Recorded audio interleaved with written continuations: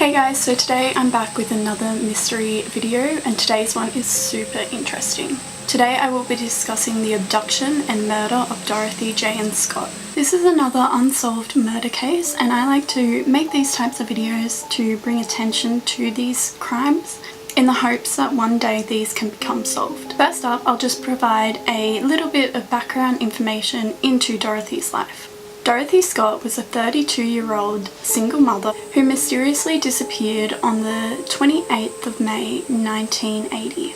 Her full name was Dorothy Jane Scott, and she was born on the 23rd of April 1948. She lived with her 4-year-old son Sean at her aunt's house in Stanton, which is a small city located in Inaham, Southern California. She worked as a secretary for Swingers Psych Shop, which is kind of like a hippie style shop. They did typical tie-dye style clothing, that kind of thing. She led a pretty boring life according to one of her friends. She said that she barely left the house, she was very religious, and she never dated or anything like that.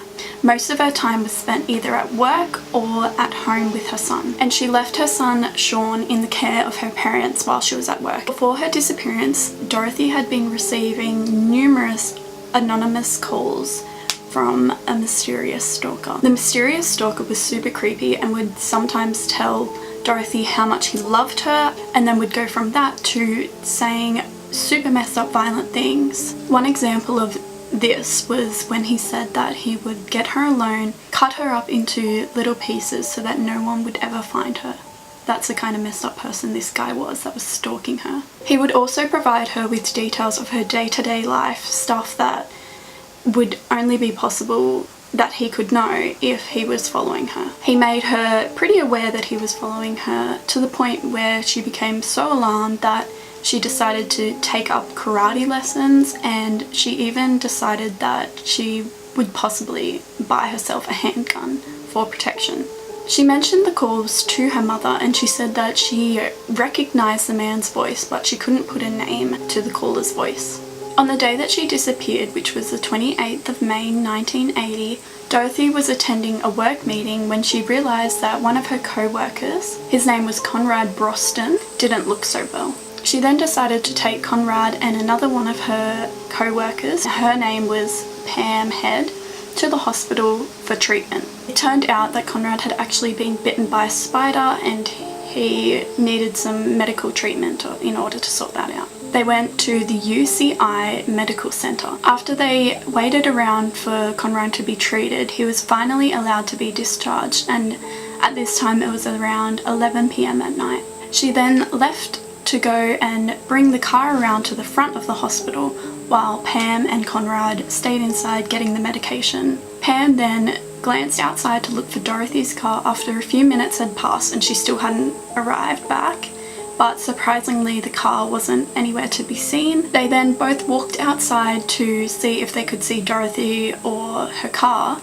but it still wasn't anywhere to be seen. Shortly after, they saw Dorothy's car approaching them at a high speed before it turned right and sped away from the car park. It was said that both Pam and Conrad chased after Dorothy's car, but it was no use as the car was travelling quite fast, and the driver turned off the car headlights before disappearing into the night. Unfortunately, neither of her co-workers were able to see who was driving the car or who was in the car, as the car headlights were on high beam.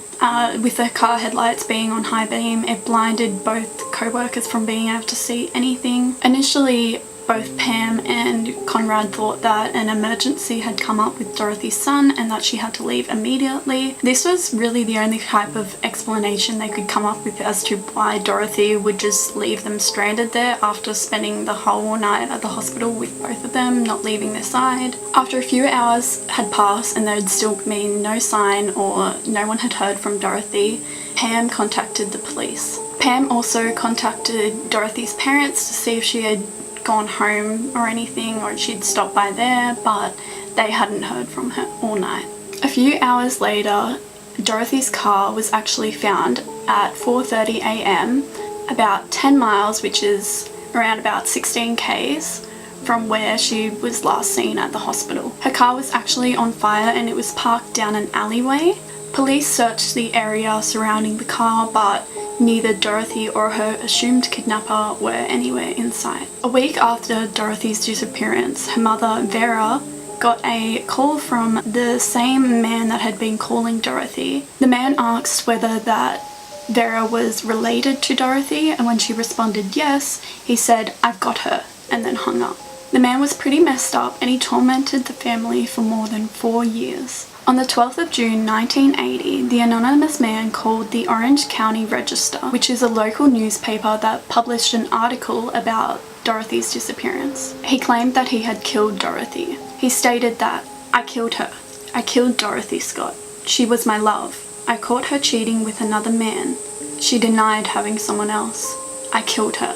This provided the only real possible motive for Dorothy's murder. Also during the phone call, the man provided details that had not been published within the article. He stated that he knew that Dorothy's co-worker had been bitten by a spider. He also knew that Dorothy had been originally wearing a black scarf and then changed to a red scarf throughout the night. This implies that the stalker had been following Dorothy throughout the night and that it was not just a prank caller calling. This unidentified man is also really the only suspect that police have for this case.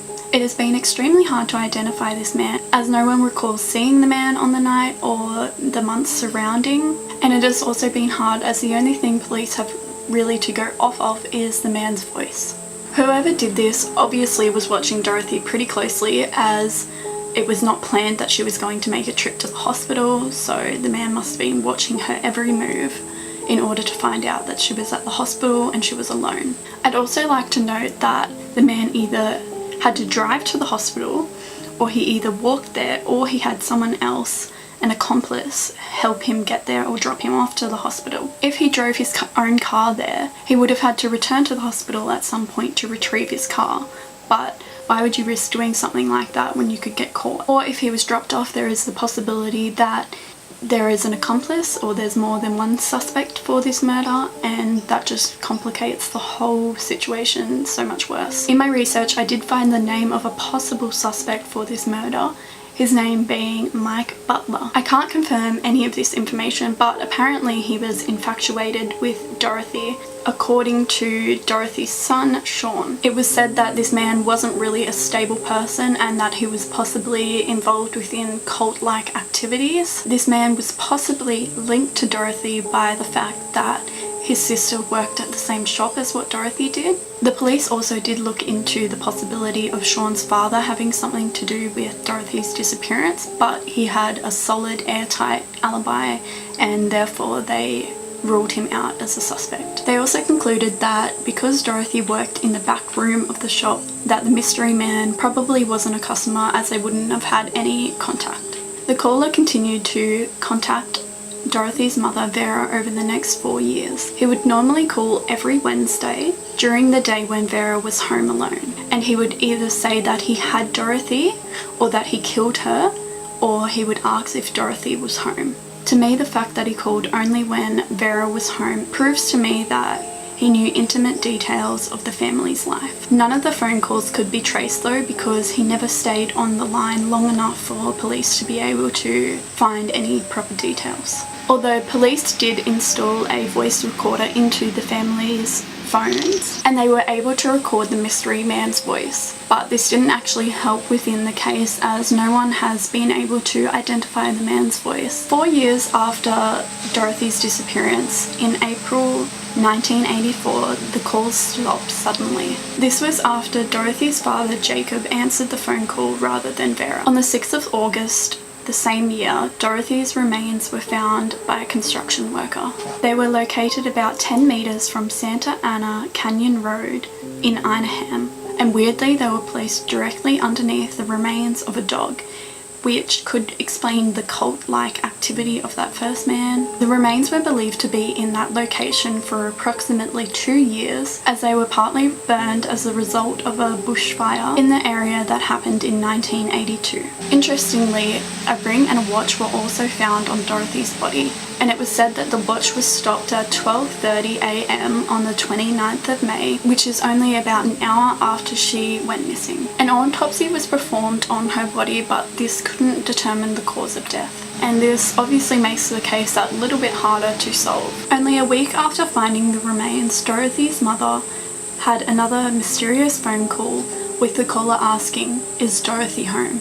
I don't know about you, but that just sends shivers down my spine. The fact that he probably knows exactly what happened to Dorothy and then is just tormenting her parents like that. No arrests have ever been made in relation to Dorothy's disappearance and murder, and there really has been no progress in the case. Her disappearance and murder is known as one of the most strange and chilling disappearances of all time. The mysterious man is clearly a psychopath who enjoyed to torment the poor family, but it is pretty rare for a killer to contact the victim's family on a weekly basis over multiple years. Normally they just contact the media if they want to be recognized or so that they can claim the fact that they did this. At the present moment, this case has gone cold. So unfortunately, the mysterious man who committed this crime has gotten away with Dorothy's murder. I hope that in the future that this case will be looked into further and hopefully become solved, because I can't imagine what the family must have gone through. My heart goes out to Dorothy's family. Not only did they lose their daughter Dorothy, but they also had to endure the extreme torment from this psychopath that has been contacting their family. So that's all the information that I have for today's case. As always, let me know if you have any other suggestions for cases that you'd like me to do videos on, and I hope you enjoyed this super creepy video. Bye!